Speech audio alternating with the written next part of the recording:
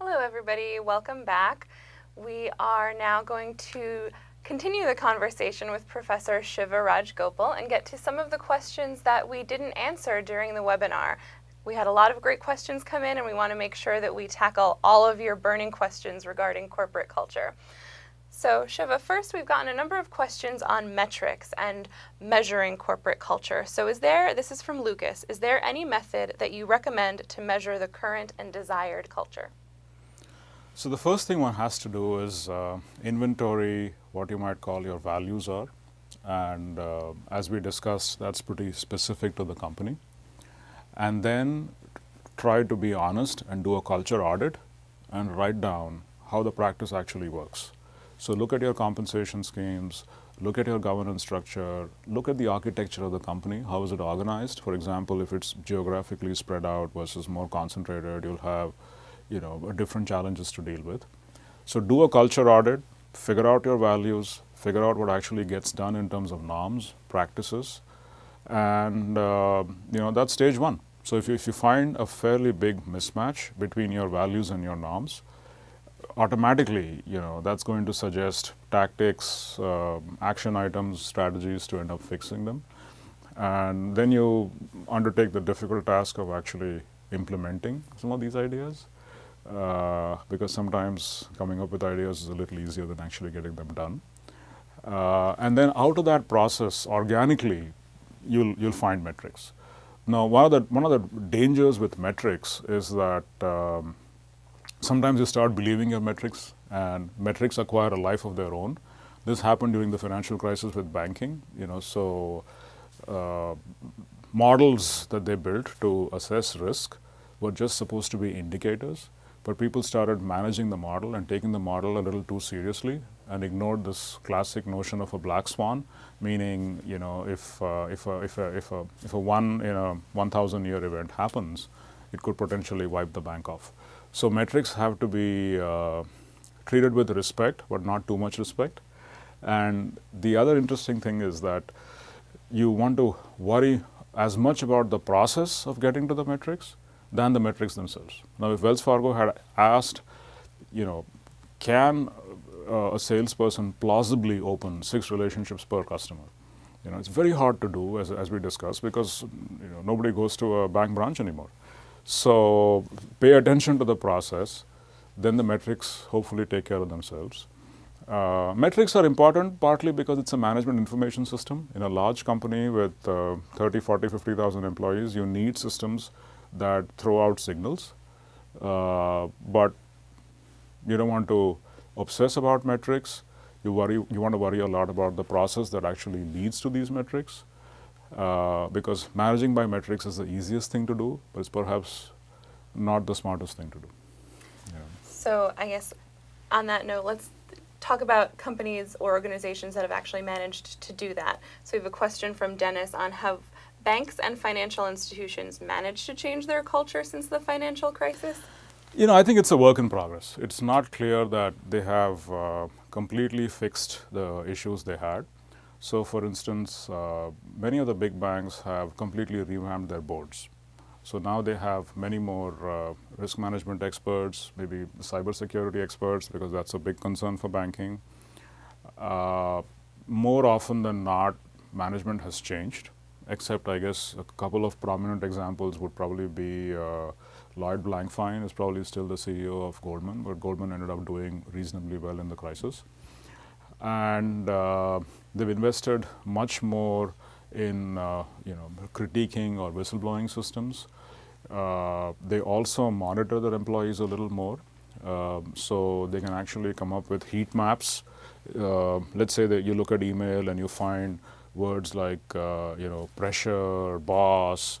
So you can do some interesting data mining to not necessarily single out an employee, but if you see several concerns like this, say from email, brewing in a particular division, then you want to keep an eye on these people. Take internal controls a little more seriously. Rotating employees out sometimes is a great way to figure out, where the dead bodies were buried. Great. So then, shifting gears from large corporations, we have a question from Ajay. How do you encourage feedback, especially in very small organizations of 50 people or less? Even anonymous channels can be compromised in small organizations. No, it's an excellent question. Maybe the old post box technique, right? You actually write a letter and then drop it in a post box. There is nothing wrong with that. But I hear what Ajay is trying to say, because on the internet, is anything anonymous? You always worry about it coming back to you, and then you could end up becoming a scapegoat for actually suggesting an improvement or pointing to some unsavory behavior down in the trenches. But it's again, it's a work in progress. It's probably something that could be my next research project. Great. So then this is from Jessica, kind of a reiteration. How are values and norms related within a company? So values are, you could say, maybe aspirational goals. Every company hopefully wants to be ethical, wants to have a high level of integrity and respect, wants to protect and encourage minorities, wants to make sure that the environment is not trampled upon when they do their business, wants to stay away from, say, bribery or corruption or fudging the metrics and so on. Implementing that is not easy, partly because many managers have short horizons. They're with the firm for probably 4 or 5 years, and that's roughly 20 quarters. So, if you miss earnings maybe a couple of quarters in a row, chances are you'll be fired. So there's a lot of short-term pressure to manage metrics. So this is where things start breaking down sometimes. For example, in Volkswagen's case, management had this big priority that they wanted to do well in the American markets. So they pushed diesel cars quite a bit. And of course, our pollution standards can be pretty high. So the EPA probably wouldn't approve those vehicles. So this went back to, as we all know by now, a process where a few engineers were actually tricking the emission system to look as though it's emitting less diesel than it actually does in terms of fumes. So,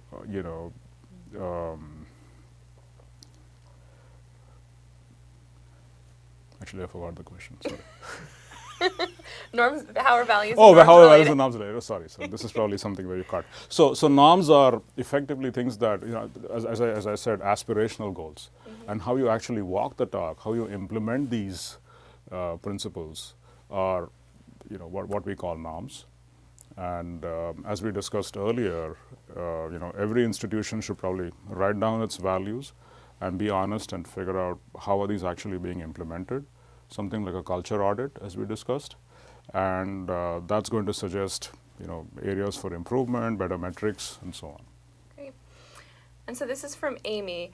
How involved should the boards be? Would it be helpful if boards conducted regular surveys to obtain feedback on how the leaders of organizations are doing? Excellent question. I didn't get to present that data, but we heard over and over again from executives that boards are actually not as involved as they should be. In fact, the only way the board apparently seems to have a big footprint on the culture is by picking the right CEO. And after that, they seem somewhat disengaged. So, but some boards have set up a reputation committee or a culture committee, especially in banking, with the explicit purpose of managing reputational risk. So maybe more focus would also signal to employees that the board actually takes this seriously. But the reputation committee has to actually do stuff and make sure that the stakeholders feel like this is not just a figurehead committee, which has been set up either to check a regulatory box or to give the impression that we're looking into things. Were the wrongdoers actually fired? Did something bad happen to them? Did the bad apples not get promoted? Do employees feel like this is a place where they can actually be somewhat honest? Because at the end of the day, most companies are benign dictatorships. So, subject to those constraints, how can we make sure that we harness the most productive potential of our employees and add value in the process is the key idea. Great. So for our last two questions, we want to focus on the good. This is from David. I hear the negative impact from Wells Fargo. Were we able to quantify the positive impact of good culture in organizations? Oh, absolutely. When things go well, companies do extremely well.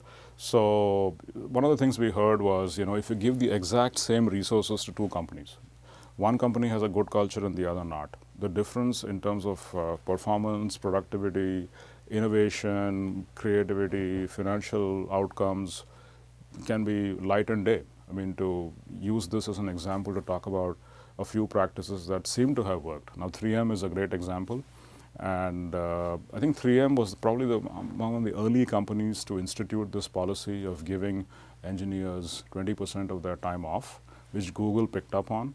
And it turns out that some of the products that we love, like Google News and Google Mail, Gmail, actually came out of that 20%.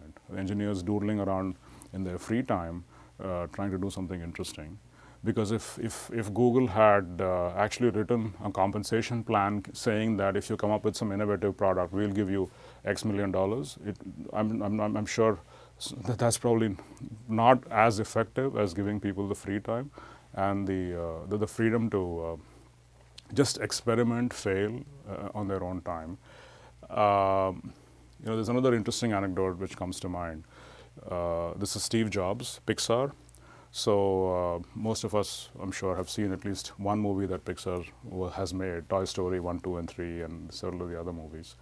One of the big problems Steve Jobs had was getting people from different parts of the movie business to actually talk to each other. So he tried a whole bunch of interesting things. So he set up cafeterias, it didn't work. He set up, he closed all the ATMs in the building and set them up in the central part, that didn't work. So the only thing that actually worked, it turns out, was that he shut all the bathrooms in the building and put them in one central place. And apparently interaction between at least people of the same gender did go up as a result of that. So physical space is another interesting thing to worry about. AT&T Bell Labs had the exact same idea. So they would have scientists of various, from various backgrounds, physicists, geologists and so on, just sitting one after the other on a corridor. They were all scrambled. And just accidental encounters in the hallway would promote some interesting conversation. And they'd say, oh, I'm working on X, I'm stuck. Somebody will say, oh, you know what, I had the exact same problem years back. This is how I solved it. Mm-hmm. So, some way to get people out of their silos is, very powerful, because you can unleash productivity by just getting people from different backgrounds to talk to each other. Another example is 3M. It does a great job of actually rotating people out of their jobs. So many of the innovations that 3M ends up marketing have come out of some of these practices. So one thing that comes to mind is, I'm sure you've had somebody on a plane peeking to actually look at your laptop or your iPad to figure out what's going on. So the film or the tape that they came up with to make sure that everybody else cannot see the content on the laptop came out of a 3M experiment where, there was this employee who was working on tape, and 3M sells a lot of tape. So during one of his rotational job transfer things, I think it was a laptop division at that time. So they were grappling with this problem. How do I come up with something such that the light reflects or refracts exactly in such a way that peaking is not possible? So it's because, oh, we've solved this problem in tape. Maybe we can just apply the same idea here. Mm-hmm. So 3M is one of those rare companies where they have as many products as employees. Tons of products, something like 30,000 odd products. Unlike, say, an Apple, whose strategy is completely different. They're very focused. They have maybe the iPad or the iPhone or the iBook and maybe the Big Mac and so on.